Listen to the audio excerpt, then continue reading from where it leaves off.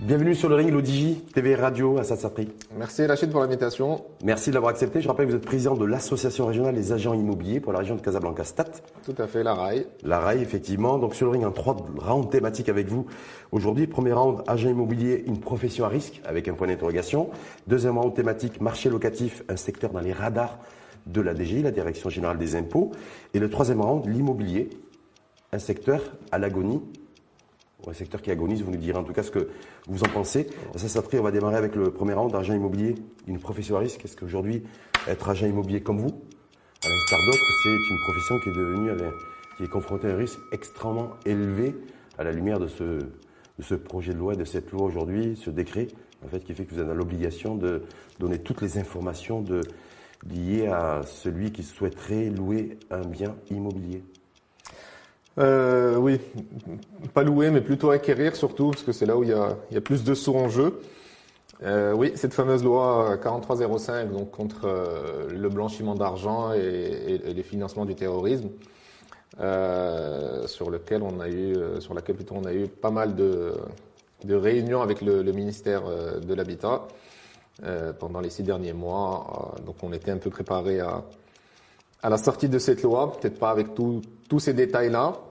Oui, on a été un peu surpris quand même de tout. Est-ce que vous avez été surpris? Parce qu'il n'y a pas que vous, il n'y a pas que les agents immobiliers. Oui. Ça commence avec les banquiers, avec les assureurs, avec les notaires aussi. Ouais. Alors, à la seule différence que ces métiers-là sont déjà structurés, régis par une loi. Ce qui n'est pas encore le cas de notre métier malheureusement. Comme vous le savez, il y a déjà un projet de loi 3617 qui est déposé, qui est au SGG depuis 2014 maintenant. Concernant le statut des agents immobiliers. Voilà, concernant le statut des agents immobiliers. Donc. Et pourquoi on retrouve les agents immobiliers dans cette boucle? Est-ce que c'est parce qu'il y a des pratiques, j'allais dire, et de l'argent cash qui circule dans des proportions importantes, et donc du coup, vous êtes retrouvé dans la boucle en fait de ce qui a été demandé, recommandé, voire imposé par le GAFI, le groupement d'action financière à l'instar du Maroc, qui surtout dans la liste grise. Donc on s'est dit aussi, l'État en tout cas s'est dit aussi, il faut mettre aussi les agents immobiliers parce qu'eux aussi, ils sont confrontés à du cash, à des clients douteux. On va dire que sur le système GAFI à l'international, l'agent immobilier est dans la boucle. Donc pour rester dans les conformités GAFI par rapport au Maroc, il se devait d'intégrer l'agent immobilier dans cette boucle-là, à la seule différence qu'on dans tous les autres pays des membres du GAFI, qui sont 29 pour rappel, l'agent immobilier est déjà structuré, a déjà une carte professionnelle, est déjà régi par un ordre ou un syndicat, etc. Ce qui n'est pas forcément le cas chez nous, c'est ça que vous déplorez. Ce n'est pas du tout le cas malheureusement chez nous. Mais est-ce que vous déplorez aussi le fait que vous allez devoir être quelque part, il y a agent immobilier, mais surtout agent en fait auprès de l'État et du ministère de l'Habitat, c'est-à-dire remonter de l'information sur le client en fait, ouais. l'origine de ses fonds. Après c'est pas sur tous les clients, mais sur les clients douteux, on va dire. Bon, après, il y a une obligation maintenant de garder un fonds de dossier pendant au moins 10 ans sur tous les clients. Ça, c'est une généralité. Maintenant, la complexité, je dirais, c'est que au Maroc, 80% des agents immobiliers ne sont même pas structurés, donc n'ont même pas de société, de bureau, un statut, pas de patente, c'est-à-dire le rendez-vous ils les font au café, c'est le pur samsar comme on dit un peu chez nous. Ça c'est le cas de 8 agents immobiliers sur 10. Ouais. Et eux, est-ce qu'ils sont concernés par cette obligation légale aujourd'hui de donner toutes les informations sur le futur acquéreur d'un bien immobilier? C'est ça malheureusement, c'est que comment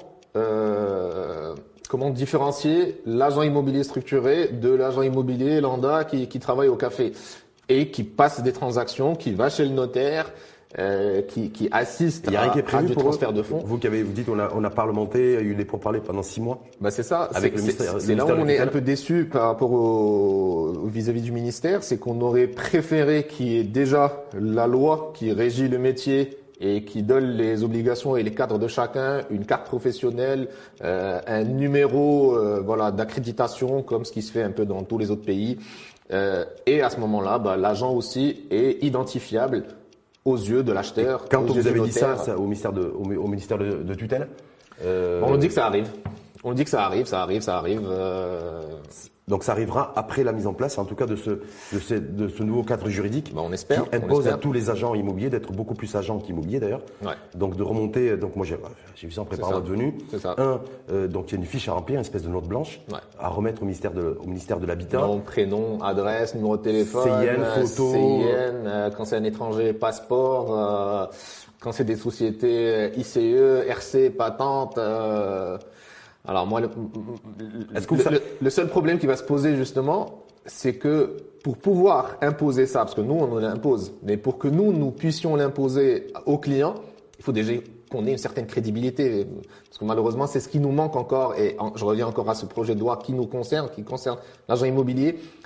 Il nous apporterait aussi la crédibilité vis-à-vis du client, qui à ce moment-là ne différenciera, on va dire, le fait d'être devant un vrai agent immobilier plutôt qu'un samsar ou un apporteur d'affaires. Est-ce que c'est un projet de loi, qui pourrait permettre de structurer aussi le marché, c'est-à-dire que le secteur, parce que je me dis si effectivement on vous impose aussi toutes ces fiches-là, c'est peut-être aussi de faire en sorte, en tout cas, que les vrais agents immobiliers soient beaucoup plus visibles en tout cas, et que les agents immobiliers informels, et les intermédiaires. Oui, mais tant que même l'agent qui n'est pas structuré aura le droit d'assister un client, aura le droit d'aller chez le notaire avec un client, parce qu'il ne faut pas oublier la mesure de cette loi 4305 qui est contre le blanchiment, c'est vraiment de diminuer au maximum tout ce qui se fait en black, tout ce qui se fait en paiement cash, à la fois etc. black et à la fois cash. C'est pour lutter contre le black et contre le cash. Et cash.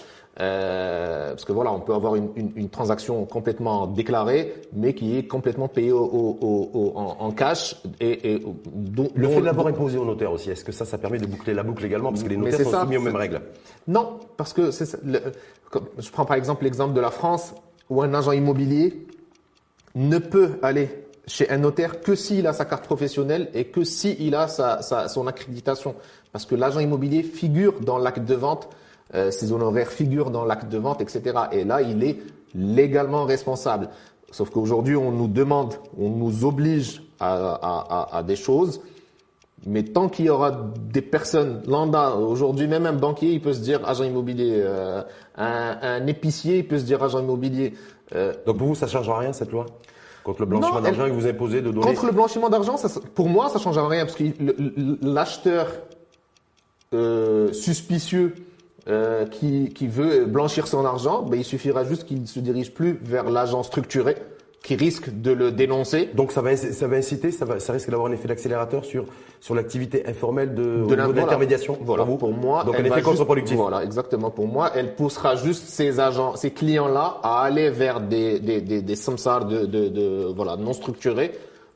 Pour dealer pour les agents immobiliers comme vous, donc qui sont structurés, parce que vous faites partie et vous représentez ces agents immobiliers structurés à travers le pays, en tout cas au niveau de la région Casablanca-Stade, parce que je rappelle que vous en êtes le président de cette association. Cette obligation légale, si elle n'est pas appliquée par les agents immobiliers, est-ce qu'il y a des sanctions qui sont prévues? Est-ce qu'il y a du pénal qui est prévu? Alors oui, il y a des sanctions. Non, heureusement, il n'y a pas de pénal, mais des grosses amendes.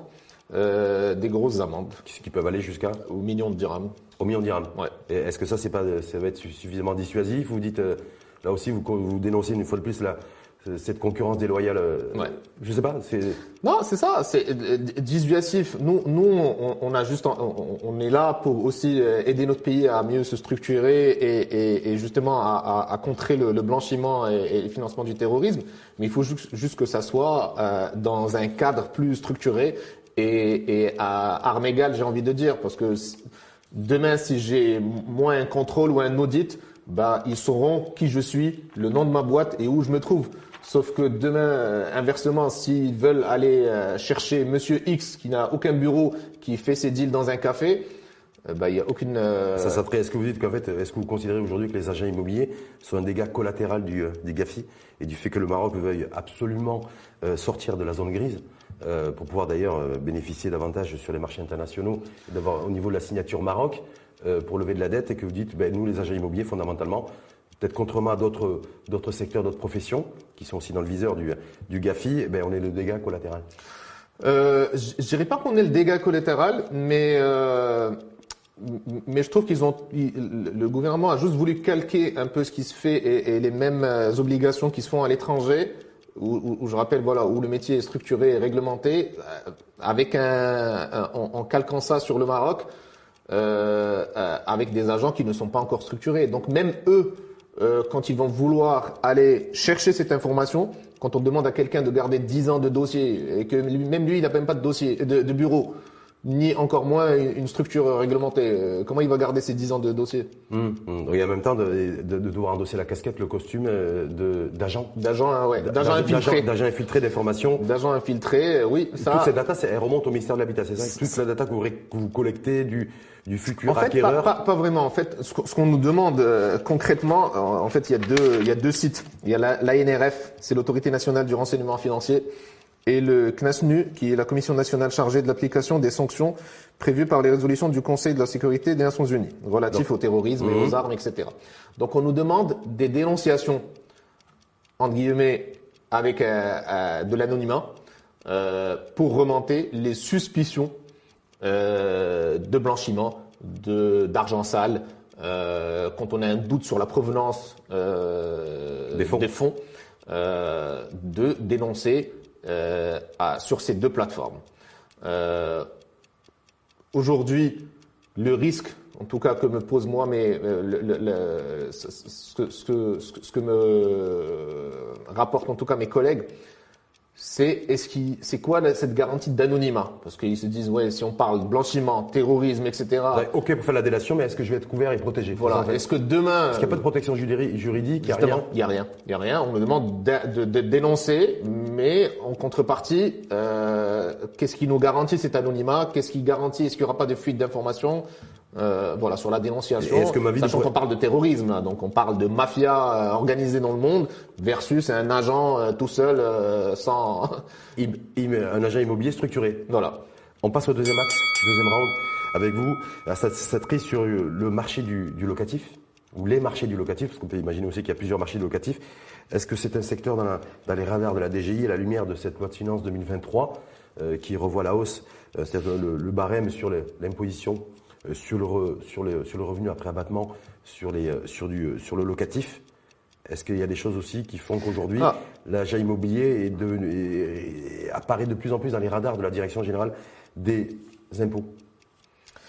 L'agent immobilier, non, pas particulièrement sur ce volet-là, parce que elle cible plutôt les rentiers et les gens qui font du locatif en général. Et du locatif au black? En fait, ils sont pas vraiment concernés parce que pour l'instant, cette retenue à la source obligatoire, elle concerne uniquement un seul cas de figure. C'est quand une personne physique loue à une personne morale. Donc, l'obligation de la retenue à la source est faite par la personne morale, donc qui fait la déduction de l'impôt au propriétaire, donc à la personne physique, et lui verse le reliquat. Donc c'est un moyen, parce que entre une personne morale et une personne morale, ils sont tous les deux soumis à l'IS et au bilan, donc ils sont pas dans ce cas de figure.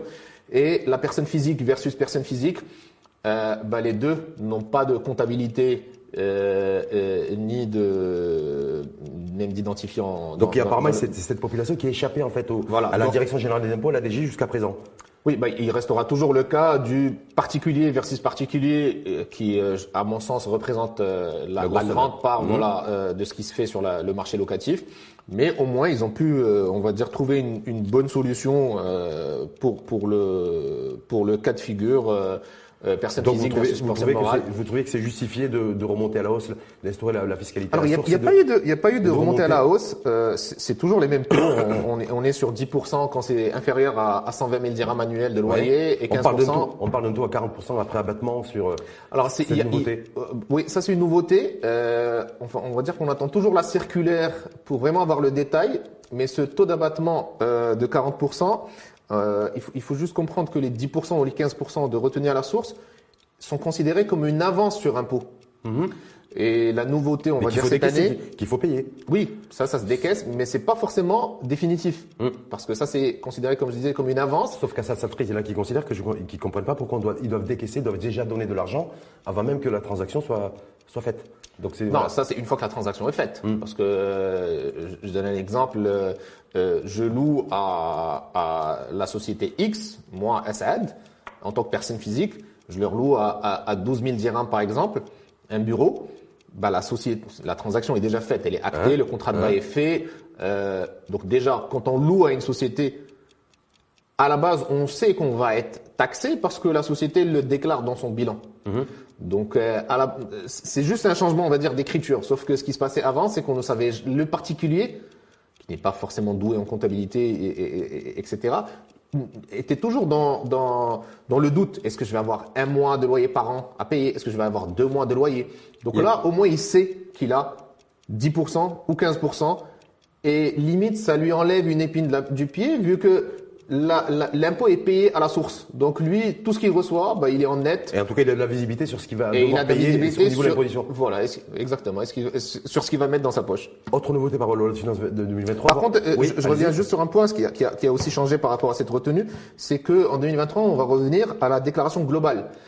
Ça veut dire que le particulier aujourd'hui, ou le propriétaire, donc qui loue, il va être soumis à une déclaration globale des revenus. Donc, ce qui n'était pas le cas, par exemple, l'année dernière, où l'IR sur le locatif était séparé des autres revenus qu'il avait périphériques. Voilà, exactement. Sauf que maintenant, à partir de 2023, on revient, comme il y a quelques années, à la déclaration globale.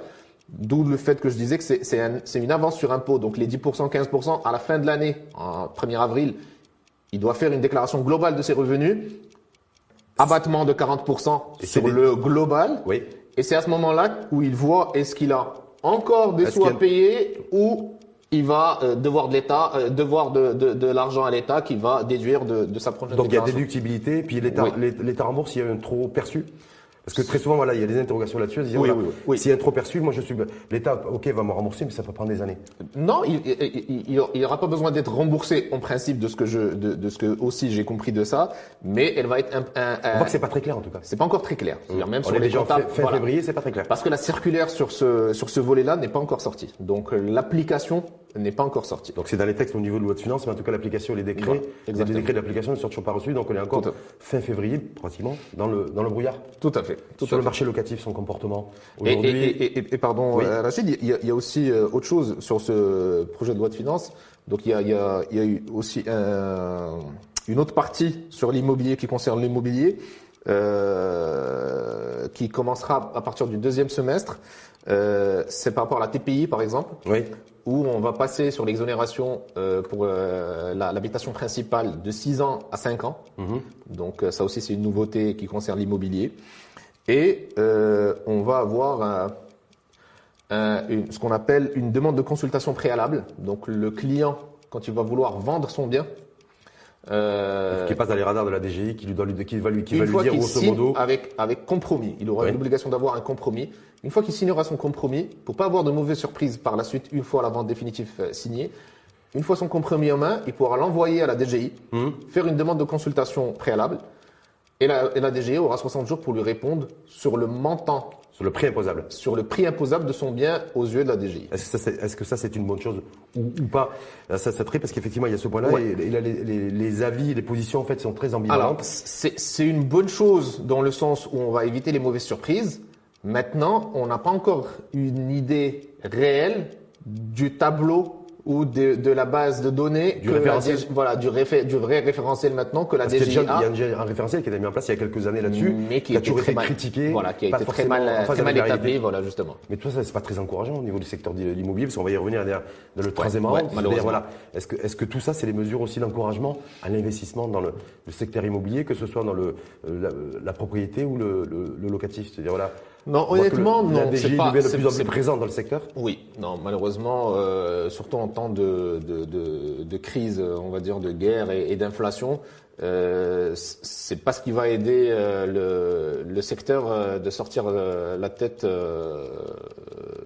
sous l'eau. En fait, clairement, c'est la Direction générale des impôts, la DGI, qui va fixer quelque part le prix de vente des biens et le prix imposable aujourd'hui. On va se retrouver avec des cas de figure, par exemple, sur le marché, quoi. Voilà, sur le client qui va signer son compromis, qui va envoyer la DGI. S'il voit que la DGI lui donne un prix imposable qui est, à ses yeux, pas réaliste, il va juste annuler son compromis par la suite. Parce que ce qui va se passer, c'est que sur les conditions suspensives de la vente, le client va commencer à intégrer, autant l'acheteur, il va, comme condition suspensive, il aura l'obtention de son prêt, etc. et tout. Généralement, pour le vendeur, c'était juste l'obtention du quitus. Mais maintenant, il va commencer à intégrer une nouvelle clause sur les conditions suspensives, à condition que la DGI ne redresse pas à hauteur d'un différentiel, etc. Sinon, la vente est caduque. Donc ça va devenir extrêmement compliqué et complexe, en tout cas pour les modèles économiques des investisseurs dans le secteur de l'immobilier et de l'immobilier locatif en particulier, d'autant plus que j'ai vu que la rentabilité dans le locatif, elle n'était déjà pas très élevée, pas très soutenue, malgré ce que certains disent. On passe au troisième round. Ça pris sur l'immobilier. Est-ce que c'est un secteur qui agonise? L'agonie, on le sait depuis plusieurs années, c'était bien avant la crise Covid, bien avant la crise des commodities que l'on vit et que l'on subit aujourd'hui. Qu'est-ce qui fait qu'aujourd'hui ce secteur ne fonctionne pas? Chacun y va de sa version. On voit la fédération des promoteurs immobiliers, un petit peu, voilà, c'est pour telle et telle raison, on n'a pas de visibilité sur le secteur, il y a une demande, mais très forte, mais l'offre, elle n'est pas forcément adaptée à la demande. Donc, bref, il y a plein de discours et plein de positions de part et d'autre. Mais réellement, qu'est-ce qui fait que ce secteur-là, aujourd'hui, ne fonctionne plus? Ou fonctionne nettement moins bien, en tout cas? Alors, honnêtement, moi, ma vision à ma petite échelle, on va dire, c'est que le promoteur aujourd'hui, dès qu'il a un peu comme on évoque assez souvent, il avait une réserve foncière de parents, grands-parents sur un domaine rural qui est passé en périmètre urbain. Il se retrouve avec quelques dizaines de millions de dirhams en poche. Il se dit, première chose facile, je vais aller construire. Il va construire, sauf qu'il se fait généralement jamais assisté par les bonnes personnes. Il va chez l'architecte et c'est généralement l'architecte qui lui dit, avec tout mon respect pour les architectes, qui lui dit écoute, tu fais du 3 chambres ici, du 2 chambres ici, ouais, cette superficie, etc. Et t'inquiète pas, ça va marcher, ça va se vendre. Sauf que l'architecte, il n'est pas sur le terrain et il ne connaît pas le besoin des clients par quartier, par zone, etc. Et c'est dommage parce que après le promoteur se retrouve avec c'est ça qui plombe le secteur aujourd'hui. Oui, pour moi, c'est une problématique d'offre qui n'est pas adaptée à la demande. C'est ça, on revient à ça. Une problématique aussi de cherté aussi parce que qui peut être aussi pénalisante également. J'y viens aussi en deuxième point, mais pour rester sur le premier, donc moi le promoteur, pour moi, s'il avait une vision plus adaptée, à savoir aller voir un agent immobilier de confiance qui lui passe ses journées sur le terrain, qui connaît la demande réelle et il lui dira vis-à-vis ou là, par rapport à son foncier, qu'est-ce qui pourrait marcher, qu'est-ce qui est plus adapté à son terrain. Malheureusement, c'est ce qui se fait pas ou il en a conscience bien plus tard, une fois que le projet est là et une fois qu'il voit que ça se vend pas. Ça veut dire, dommage, j'aurais dû faire ici du studio plutôt que du 3 chambres ou bien du 3 chambres plutôt que du studio et c'est trop tard. On revient au point de la cherté. C'est-à-dire que ce qui est cher en ville, en tout cas dans les villes principales et majoritaires du pays, Casablanca, Rabat, Marrakech, Tanger, lorsque c'est en centre-ville, donc avec un foncier extrêmement élevé pour le promoteur immobilier, mais c'est ça qui fonctionne. Mais tout ce qui est en périphérie ne fonctionne plus.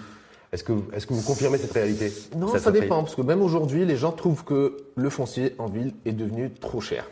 Aujourd'hui, pour moi, le gagnant dans une transaction immobilière, c'est la personne qui a vendu le foncier. C'est le mec qui a son terrain.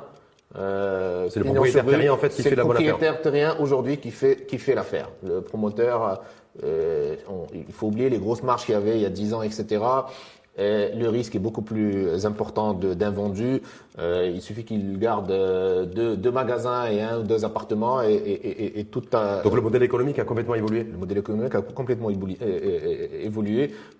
C'est là où on doit revenir. Autant pour tous les promoteurs, le foncier est devenu très rare. Autant il suffit de faire un tour pour en trouver énormément. Mais les gens ne vendent pas.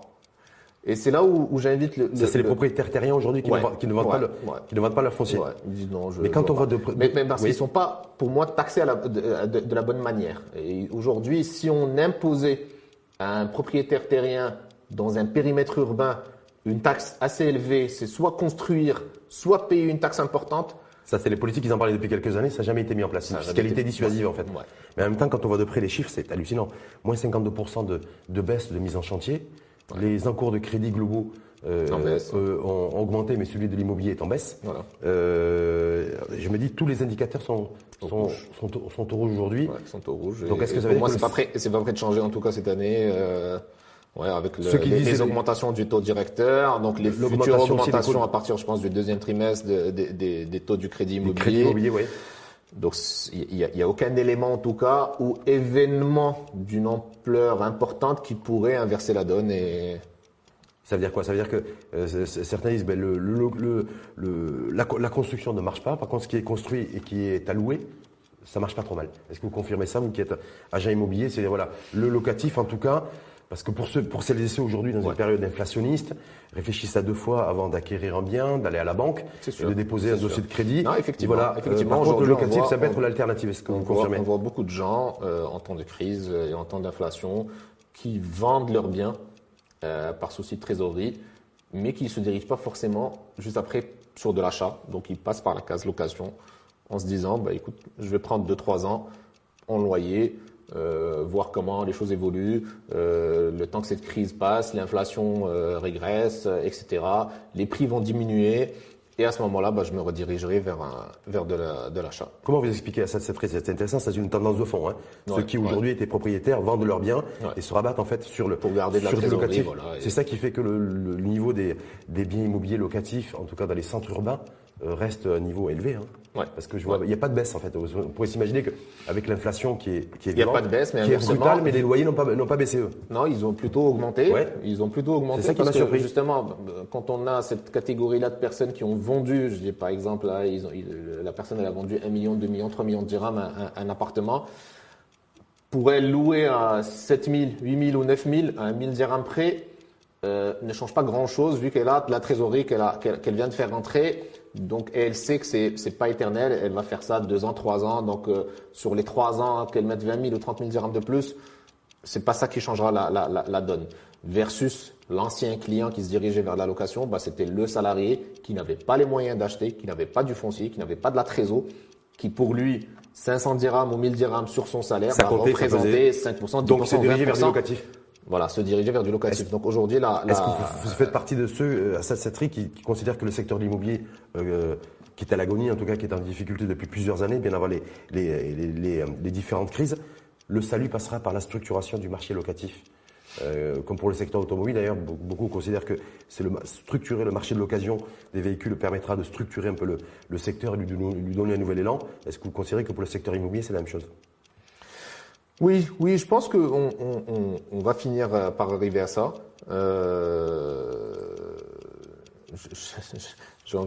J'espère juste que ça prendra pas aussi longtemps que c'est en train de se faire pour structurer le métier de l'agent immobilier en tout cas.